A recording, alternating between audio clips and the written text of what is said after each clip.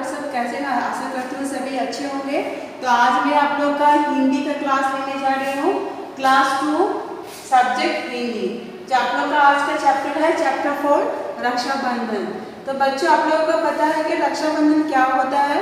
तो रक्षाबंधन है भाई बहन का एक बहुत ही पवित्र त्योहार। रक्षाबंधन में क्या होता है? रक्षाबंधन बहन अपने भाई के हाथों में राखी बांधती है।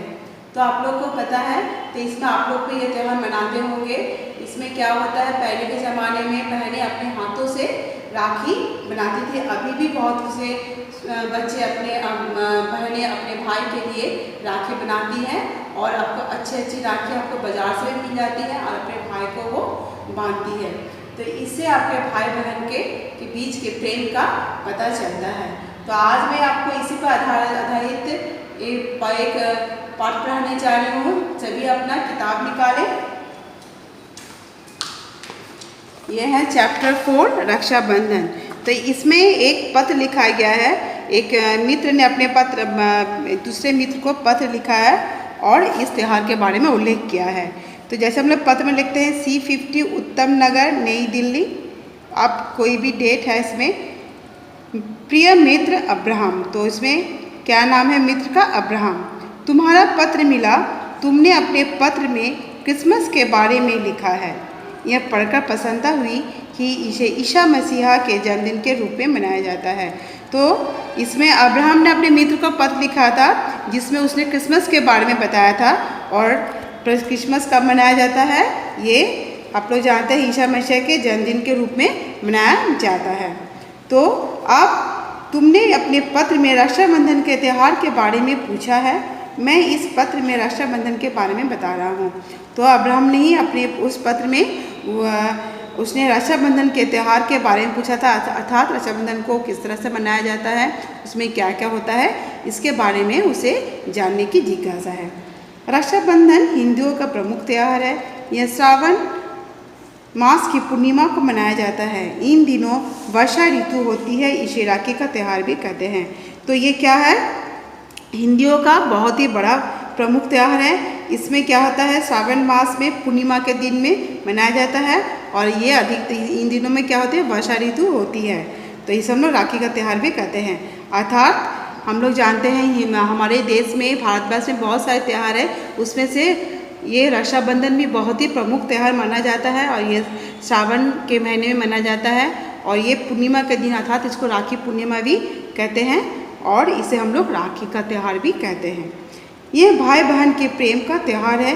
बहनें सुबह नहा धोकर नए वस्त्र पहनती है, थाल सजाकर रोली चावल से भाई के माथे पर टीका लगाती है। अर्थात इसमें क्या होता है, इस त्यौहार को हम लोग भाई बहन के प्रेम का प्रतीक कहते हैं और बहनें नहा धोकर सुबह को तैयार हो जाती है नए वस्त्र पहन के और भाई भी नहा धोकर सुबह को नए वस्त्र पहन के तैयार हो जाते हैं। इसमें क्या होता है, रोली और चावल से थाली को सजाई जाती है जिसमें एक दीपक भी रहता है और माथे पर बहनें भाई के माथे पर टीका करती है तथा उसकी कलाई पर सुंदर राखी बांधती है। भाई को मिठाई भी खिलाती है। वे भाई की लंबी आयु की प्रार्थना भी करती है। अर्थात वह अपनी भाई को वो राखी बांधती है और उसे मिठाई खिलाकर उसके लंबी आयु भी की प्रार्थना करती है। भाई अपनी बहन को उपहार देता है तथा उसकी रक्षा करने का वचन देता है।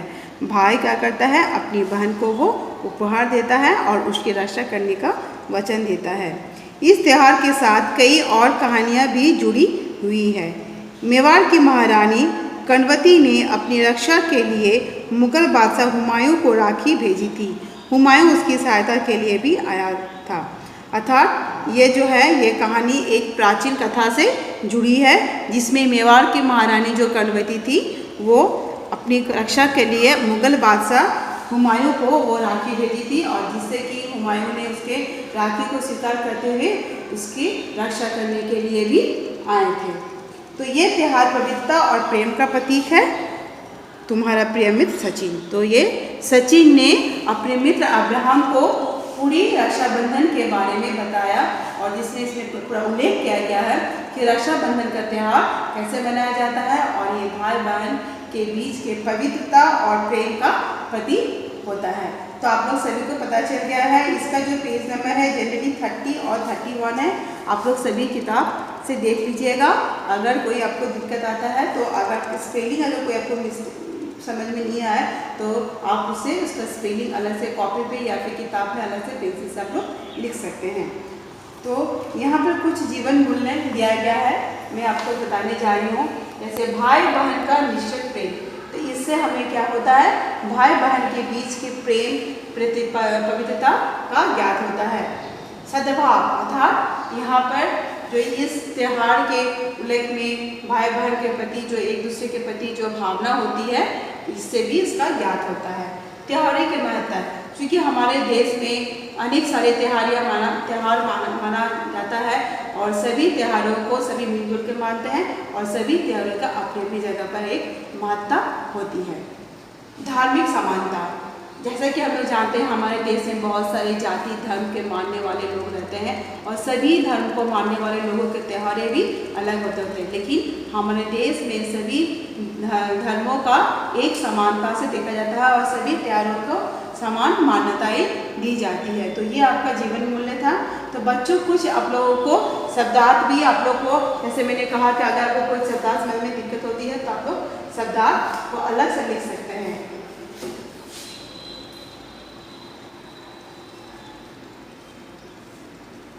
जैसे पहला है प्रसन्नता,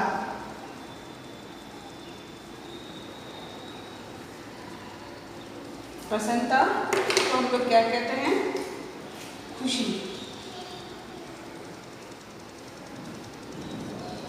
फिर है आपका वस्त्र, कपड़े,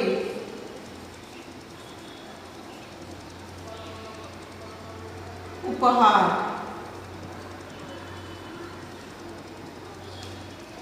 भेंट। फिर आपका आता है पवित्रता,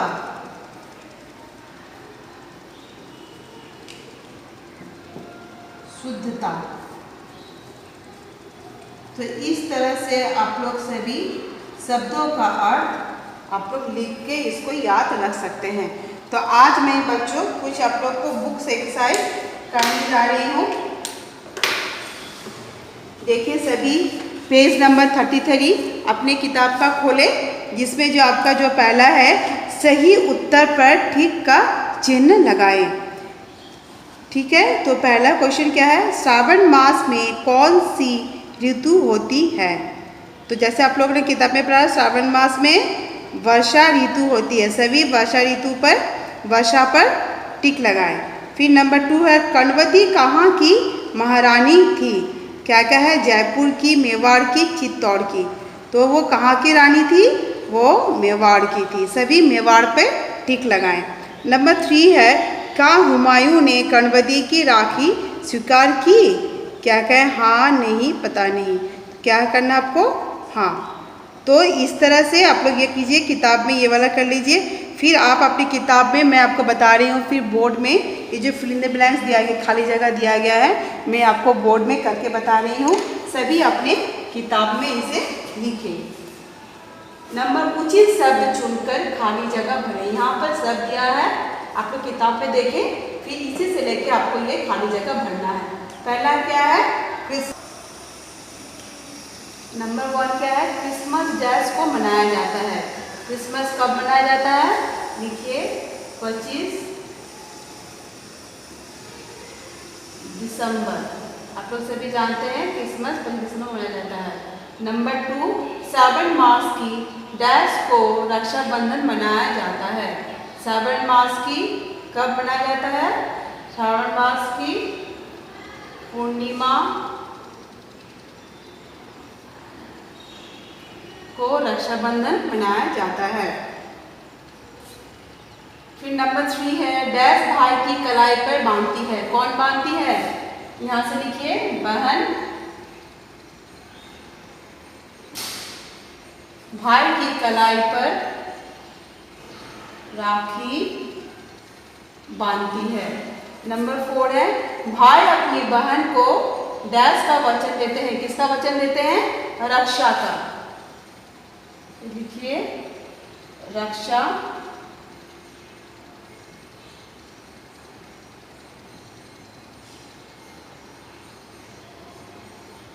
रक्षा का वचन देते हैं। ठीक है, तो अब है लिंग बदलो। आपको जैसे जाति लिंग है, अगर आपका पुल्लिंग रहेगा तो उसको स्त्रीलिंग करना है, अगर स्त्रीलिंग रहेगा तो पुल्लिंग करना। तो यहाँ पर आपका क्या है, क में क्या है, राजा। राजा को आप क्या लिख सकते हैं, रानी, राजा रानी। फिर नंबर 2 में क्या है, माता। हम एक माता पिता। माता क्या है, स्त्रीलिंग, और पिता क्या है, पुल्लिंग। फिर ग में क्या है, भाई। भाई पुल्लिंग। फिर इसका क्या होगा, बहन। ये हो गया आपका स्त्रीलिंग। सेवक का क्या होगा, सेविका। ये हो गया आपका स्त्रीलिंग। सेवक पुल्लिंग और सेविका स्त्रीलिंग। फिर शब्दों को तोड़ के लिखे। शब्दों को कैसे तोड़ के लिख सकते हैं, क में क्या है, रक्षाबंधन। तो जब भी आप शब्द तोड़ोगे आपको याद रखना चाहिए कि शब्द का कोई अर्थ होना चाहिए। जैसे रक्षा एक शब्द है, बंधन एक है, तो आप लिखिए रक्षा बंधन। तो ये दोनों एक अलग अलग शब्द है। ठीक है। फिर ख में क्या है, डाक घर। डाक फिर घर, दोनों ही अलग अलग शब्द है। ग में पुस्तकालय। पुस्तक जोड़ आलय। क्योंकि आप लोग जानते हैं ये का के बाद ये क्या है, आ की मात्रा है, तो हम लोग जब इसको तोड़ेंगे तो ये आलय हो जाएगा। फिर है हिमालय। हिम जोड़, इसमें भी देखिए आ की मात्रा है, तो ये क्या होगा, आलय। ठीक है। फिर है सिंहासन। इसमें क्या होगा, सिंह, इसमें भी आ की मात्रा है, तो यहाँ पे क्या होगा, आसन। आप लोग सभी अपनी किताब में इसे देखकर कर लें। ठीक है। आशा करती हूँ सभी को ये पाठ समझ में आ गया है। तो इससे रिलेटेड जो प्रश्न उत्तर है मैं आप लोग को बाद में भेजूंगी। आप लोग सभी किताब में ये कर लें। आप लोग आशा करती हूँ ये आपका जो आज का जो टॉपिक है रक्षाबंधन आपको अच्छे से समझ में आ गया है। मैं अपना क्लास यही समाप्त करती हूँ। धन्यवाद।